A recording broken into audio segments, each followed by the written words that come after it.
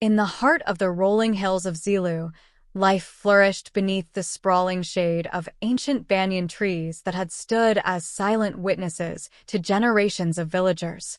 ZELU was a vibrant tapestry of color and sound, where the air was thick with the scent of blooming jasmine, and the gentle murmur of the sacred lake provided a soothing undertone to the daily rhythm of life. Here, the old ways were still deeply revered, the people living in harmony with nature and the spirits of the land, who were believed to watch over them with benevolent eyes. Lina, a young woman of striking beauty and a serene spirit, lived in a small stone cottage near the lake's edge. Her mornings began with the soft call of the village conch shell, signaling the start of a new day. She would rise before the dawn, her movements deliberate and graceful, as if she were part of a timeless dance choreographed by the earth itself.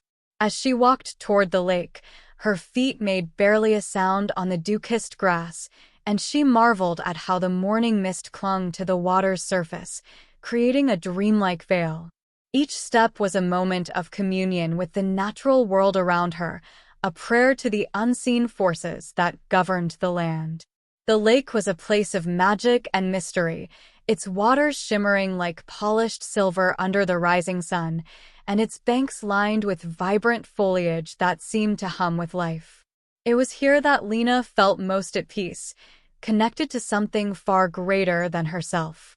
She would often spend hours by the lake, lost in contemplation or simply basking in the serenity of the place.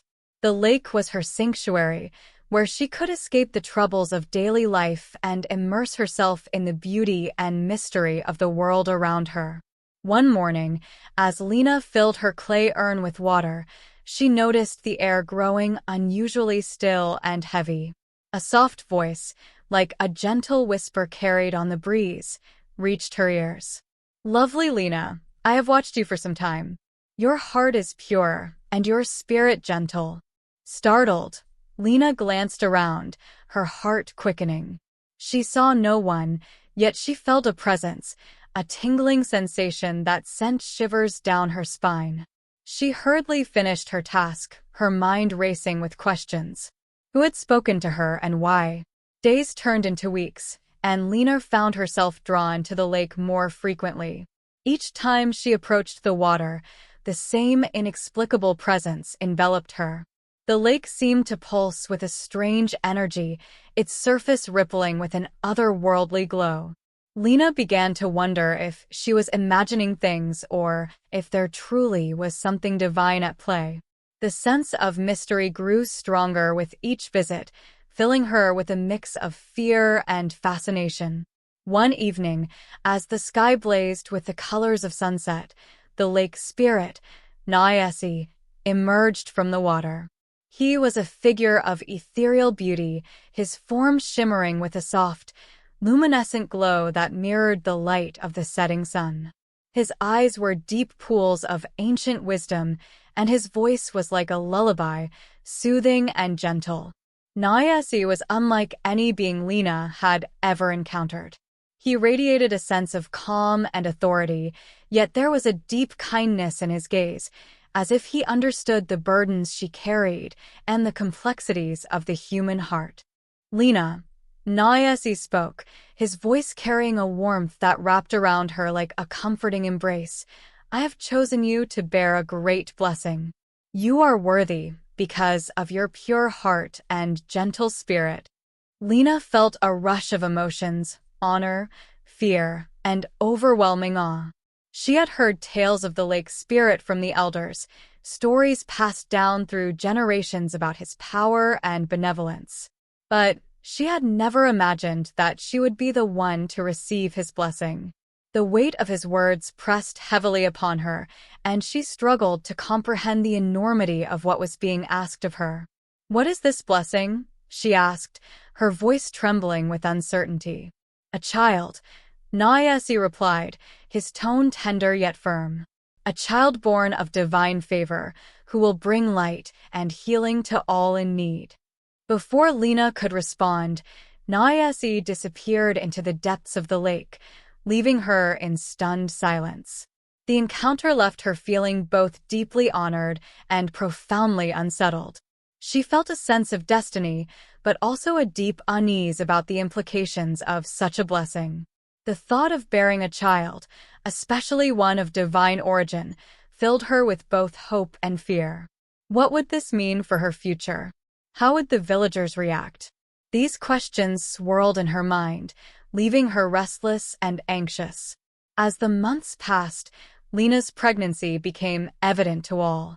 Her once slender figure was now rounded with the promise of new life. Yet, instead of the joyous celebration that might have accompanied such news, there was a growing sense of unease in the village. The villagers had noticed the changes in Lina, and while some were curious, others were wary. The unusual circumstances surrounding her pregnancy became the subject of whispered conversations, and soon the entire village was abuzz with speculation. The elders, clad in their ceremonial robes and adorned with the sacred beads of their lineage, began to murmur among themselves. They gathered beneath the sacred bow tree, discussing the strange events that had unfolded. Elder Temni, a man of great respect and wisdom, led the discussions. He was known throughout the region for his fair and measured judgment, yet even he found himself troubled by the mysteries surrounding Lina's pregnancy. Lina's heart sank as she overheard snippets of their conversations. Words like curse and divine wrath floated through the air. She felt the weight of their judgment, and her once happy days were now marred by whispers and cold stares. The villagers, who had once greeted her with warmth and kindness, now regarded her with suspicion and fear. Lina could feel the growing distance between herself and the community she had been a part of her entire life. One evening, as she sat by the lake, she could not shake the feeling of being watched. The lake's once comforting waters now seemed to mock her, and the rustling of the reeds felt like they were whispering her fears back to her. The sanctuary she had once cherished had become a place of torment, where her thoughts and anxieties were amplified. The isolation weighed heavily on her, and she longed for the comfort and support of her community, which now seemed like a distant memory. The once prosperous village of ZELU began to experience a series of misfortunes. The fertile fields that had once yielded bountiful harvests now lay barren, the crops withering under an unforgiving sun. Livestock, once healthy and strong, fell ill with strange, inexplicable ailments. A pervasive sense of dread settled over the village, and the villagers, already on edge, began to link these misfortunes to Lina's pregnancy. They believed that the child she carried was the cause of their suffering, and their fear quickly turned to anger. Lina's distress deepened as she witnessed her beloved village suffering. She prayed daily by the lake, seeking solace and answers. Her heart ached for her unborn child and for the villagers who now looked upon her with suspicion. She could not understand why the blessing she had received was causing so much pain and hardship. The sense of responsibility weighed heavily on her, and she began to question the true nature of the divine gift she carried. Then, tragedy struck the royal family. Prince Adam, the king's only son and heir, fell mysteriously ill. His once robust body grew frail and weak, and no amount of medicine or healing rituals seemed to improve his condition. King Kwaku, a man known for his strength and leadership, was now a shadow of his former self, consumed by grief and worry. The prince's illness was unlike anything the village healers had ever encountered, and despite their best efforts, his condition worsened. The king's anguish was palpable, his sleepless nights were filled with desperate prayers, and his days were spent in fruitless searches for a cure. The palace, once a place of celebration and splendor, was now shrouded in sorrow. The lively halls were now silent, filled with an oppressive air of despair. The royal family's plight only added to the villagers' fears, and their suspicions about Lina's pregnancy grew stronger. The whispers turned into open accusations, and the village was gripped by a sense of tension and unease. Elder Temni, though sympathetic to Lina's plight, could not ignore the mounting pressure from the villagers. He arranged a meeting with King Kwaku, hoping to find a solution that would appease both the villagers and the royal family. The situation had reached a critical point, and something had to be done to restore peace and harmony to the village. In the grand chamber of the palace, Elder Temni addressed the king. "Your Majesty, we understand the gravity of Prince Adam's illness. The villagers are convinced that Lina's child is linked to this misfortune. We must find a way to address their fears and restore balance to our land." King Kwaku, his voice heavy with the weight of his sorrow, nodded in agreement. "I am willing to consider any solution that will save my son and bring peace to our people, but we must act quickly." The meeting ended with a sense of urgency. The king and the elder were united in their quest for answers, but the path ahead remained unclear. The weight of the situation bore down on them, and they knew that whatever decision they made would have far-reaching consequences for the entire village.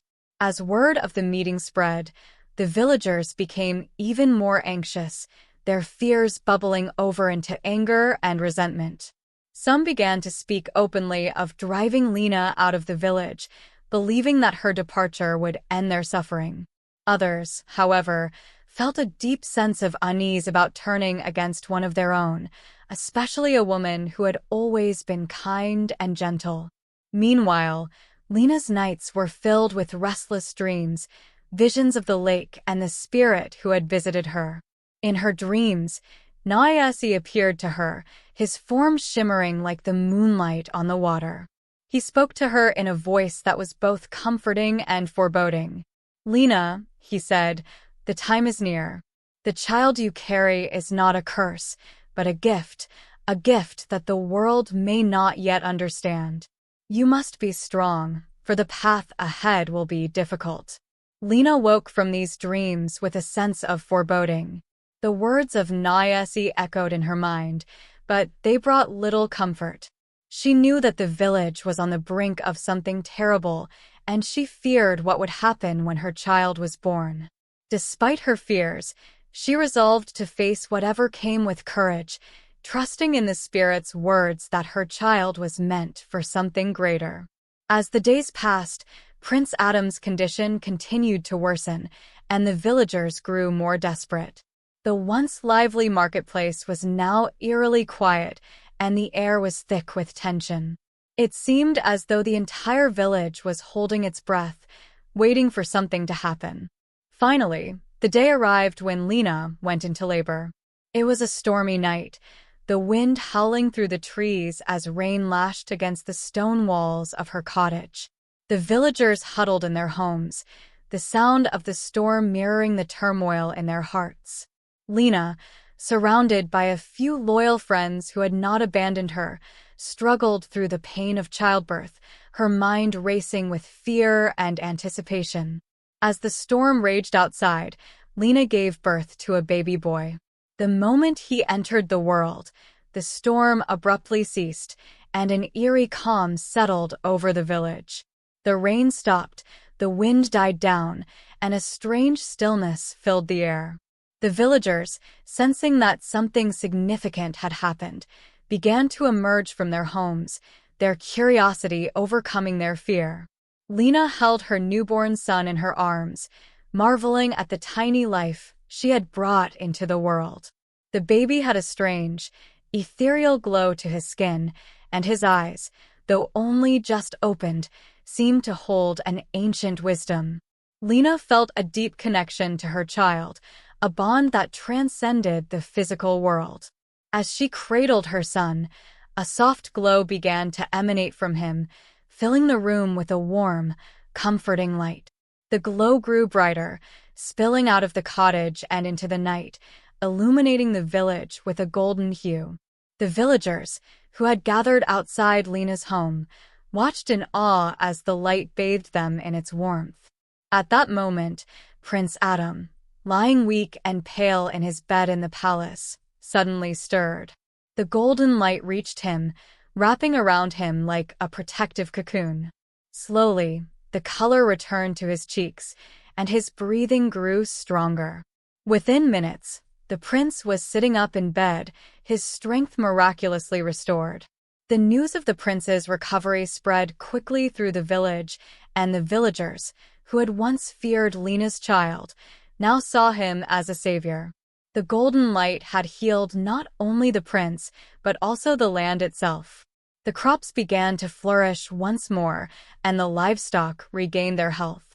The misfortunes that had plagued the village seemed to have vanished, replaced by a renewed sense of hope and prosperity. King Kwaku, upon hearing of his son's miraculous recovery, made his way to Lina's cottage. He entered the humble home, his heart filled with gratitude and awe. As he looked upon the child in Lina's arms, he knew that this was no ordinary baby. This child was a gift, a blessing that had brought healing and peace to the land. With a deep bow, the king addressed Lina. "Your child has saved us all. He is a blessing to our village, and we will honor him as such. From this day forward, you and your son will be under the protection of the royal family. No harm will come to you, and your son will be raised with the respect and reverence he deserves." The villagers, who had gathered outside, echoed the king's words. They too felt a deep sense of gratitude toward Lina and her child. The fear and suspicion that had once divided them were now replaced with unity and celebration. The village came together to celebrate the birth of the child, whose name, Kaido, meaning bringer of light, would be remembered for generations. As Kaido grew, it became clear that he was indeed a child of divine origin. He possessed a wisdom beyond his years, and his presence brought peace and prosperity wherever he went. The villagers came to him for guidance, and he became a symbol of hope and unity for the entire community. Lina, once ostracized and feared, was now revered as the mother of a miracle. She lived out her days in peace, knowing that her son was destined for greatness. The bond between mother and child was unbreakable, a testament to the power of love and faith. The village of ZELU thrived under Kaido's influence, becoming a beacon of hope and prosperity in the region. The story of Lina and her divine child spread far and wide, becoming a legend that would be told for generations. And though the lake spirit Nayase never appeared to Lina again, his presence was always felt, a silent guardian watching over the village he had blessed. In the end, Lina's journey from fear and isolation to acceptance and honor was a testament to the strength of the human spirit and the power of the divine. The story of Lina and Kaido would forever be etched in the hearts of the people of ZELU, a reminder that even in the darkest of times, there is always light to be found.